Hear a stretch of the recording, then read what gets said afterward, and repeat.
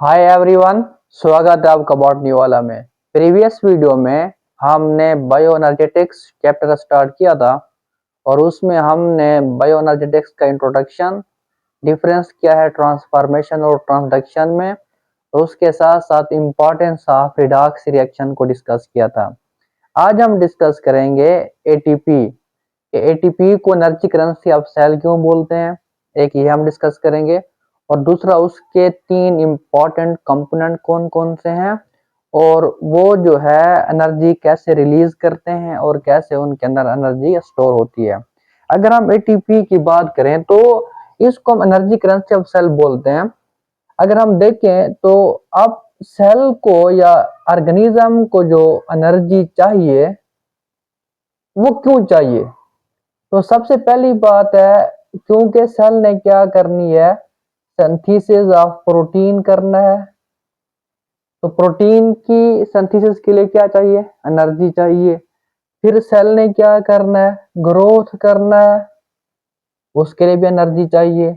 इसी तरीके से सेल ने क्या करना है, मेटाबॉलिज्म, तो उसके लिए भी क्या चाहिए, एनर्जी चाहिए। तो मींस सेल को काम करने के लिए एनर्जी चाहिए और सेल को जो एनर्जी प्रोवाइड होती है वो होती है एटीपी की फॉर्म में। एटीपी क्या है, एक्चुअली ये हमारे पास न्यूक्लियोटाइड है और इसको हम बोलते हैं एडेनोसिन ट्राइफॉस्फेट। अगर हम एटीपी की बात करें, एडेनोसिन ट्राइफॉस्फेट की बात करें, ये एक मोनोन्यूक्लियोटाइड है और इसके अंदर तीन कंपोनेंट होते हैं। एटीपी जो है made up of three component. Number one जो होगा वो हमारे पास क्या है, राइबोज शुगर। नंबर टू हमारे पास क्या है, नाइट्रोजीनियस बेस। और एटीपी के अंदर वो नाइट्रोजीनियस बेस क्या होगी, एडेनिन। और इसके साथ साथ फास्फेट चाहिए। और कितने फास्फेट ग्रुप होंगे, तीन फास्फेट ग्रुप होंगे। तो ये तीन component, ribose sugar, nitrogenous base और फास्फेट मिलके क्या बनाते हैं, एटीपी बनाते हैं।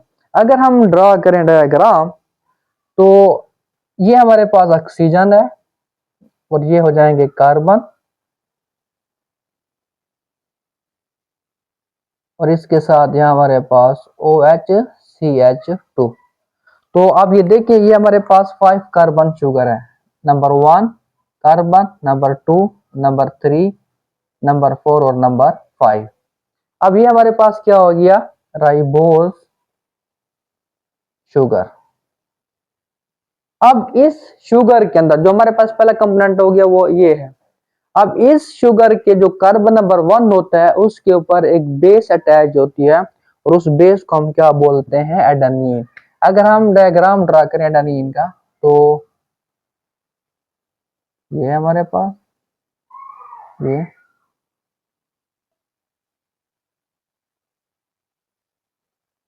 जो कर्नर है ये शो कर रहे हैं किसको, कार्बन को, ये एक रिंग।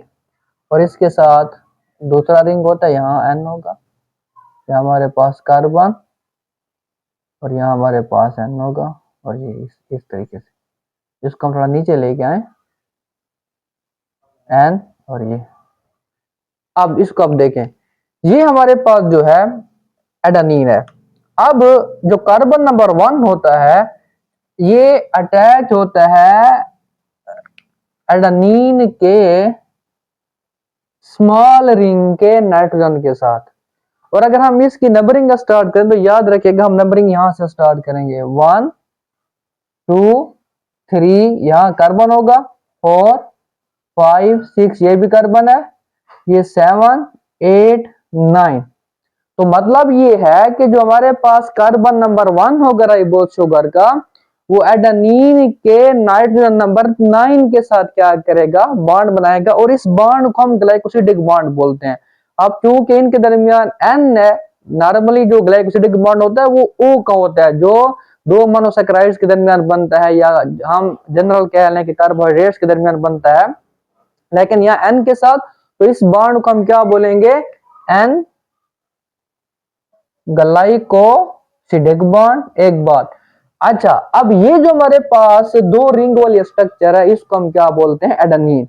अब एडेनिन राइबो शुगर के कार्बन नंबर 1 के साथ अटैच होगा और एडेनिन का जो नाइट्रोजन होगा वो क्या होगा, 9।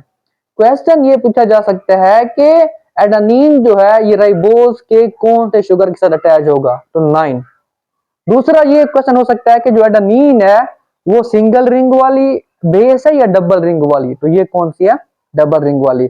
याद रखिएगा हमारे पास 5 इंपॉर्टेंट नाइट्रोजीनियस बेसेस हैं, कितनी, 5 नाइट्रोजीनियस बेसेस। एक हमारे पास एडेनिन, मैं नॉर्मली किससे लिख रहा हूं, मतलब लेटर से, एडेनिन, और एक है दूसरी है गोवानिन। इसी के साथ साइटोसिन है और हमारे पास थायामीन है और क्या है, यूरासिल। तो ये जो हमारे पास 3 है ये सिंगल रिंग वाली है कि इनके स्ट्रक्चर में क्या होगा, सिंगल रिंग, और सिंगल रिंग वाली बेसिस को हम क्या बोलते हैं, पाइरिमिडीन। और ये जो दो हैं ये हमारे पास क्या है, डबल रिंग वाले, एडेनिन प्लस गोवानिन, इनके अंदर क्या होगा, डबल रिंग, और डबल रिंग वाली बेस को हम क्या बोलते हैं, प्यूरीन। ये बात आपने याद रखनी है।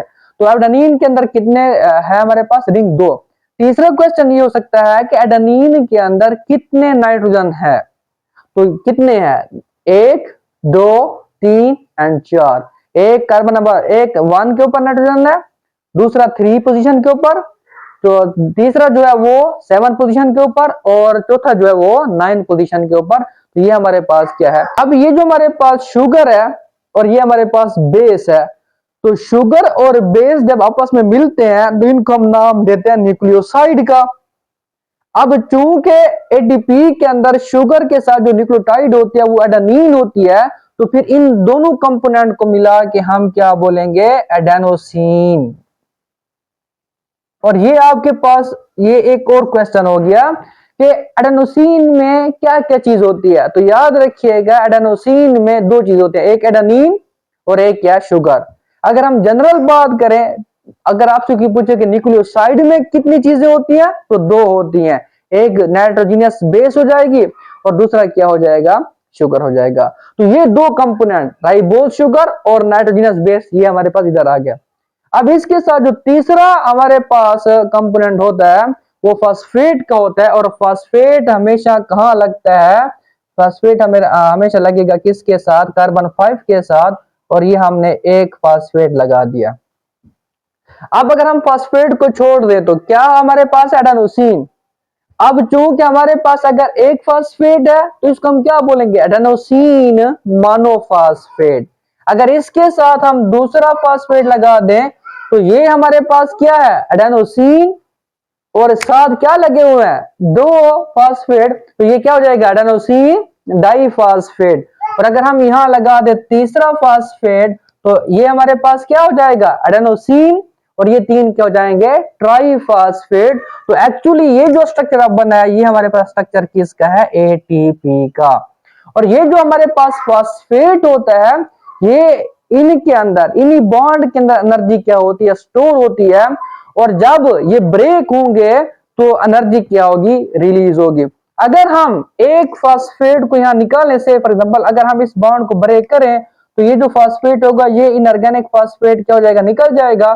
तो यहां से जो एनर्जी रिलीज होगी वो तकरीबन टर्मिनल बॉन्ड को तोड़ने के लिए 3.7 किलो कैलोरीज एनर्जी रिलीज होती है, जिसको सेल यूज करके वेरियस फंक्शन परफॉर्म करता है। ये तो किलो कैलोरीज है ना, अगर हम इसको काउंट करें कैलोरीज के अंदर तो ये कितनी जाएंगी, 7300 कैलोरीज। अब जब 3 फास्फेट थे, एक फास्फेट निकल गया, तो अब पीछे हमारे पास क्या चीज बच गई है, एडीपी, एडेनोसिन डाइफास्फेट।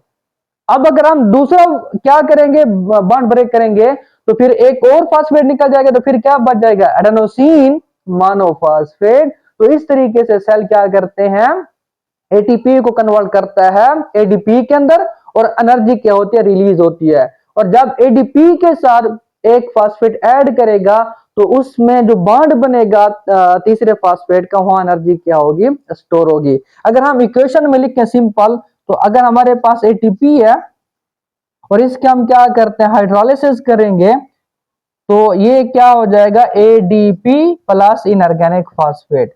अब ये देख रहे हैं आप एटीपी से एक जब फास्फेट निकला तो क्या हो जाएगा, एडीपी। अब अगर हम एडीपी के में एक फास्फेट ऐड करेंगे तो ये क्या बन जाएगा, एटीपी। यहां एनर्जी क्या होगी, रिलीज होगी जब हम एटीपी को ब्रेक करेंगे, और जब हम एटीपी को बनाएंगे तो यहाँ एनर्जी क्या होगी, स्टोर होगी। और इसलिए इसको हम क्या बोलते हैं, एनर्जी करेंसी ऑफ सेल। कि सेल ने अगर कोई काम करना है तो उसको एटीपी की फॉर्म में, कि सेल ही मानता है एटीपी वाली एनर्जी। मिसाल के तौर पर अगर आप इधर हैं तो आपकी जो करेंसी है वो रुपया है, लेकिन अगर आप अमेरिका जाएंगे तो आपको वहां आप रुपये से काम नहीं चलाएंगे, आपको उस रुपए को कन्वर्ट करना पड़ेगा किसके अंदर, डॉलर के अंदर। क्यों, इसलिए कि अमेरिका की जो करेंसी है वो डॉलर है। तो सेम बिल्कुल इसी तरीके जो सेल जिस चीज को मानता है, सेल की जो करेंसी है वो हमारे पास क्या है, एटीपी है। तो ये बहुत इंपॉर्टेंट टॉपिक है क्लास 9th के अंदर बायोएनर्जेटिक्स में। वहां यहां से एमसीक्यूज भी आ सकते हैं और स्ट्रक्चर ऑफ एटीपी भी आ सकता है। तो आपने इसको फुल्ली प्रिपेयर करके जाना है। बहुत बहुत शुक्रिया।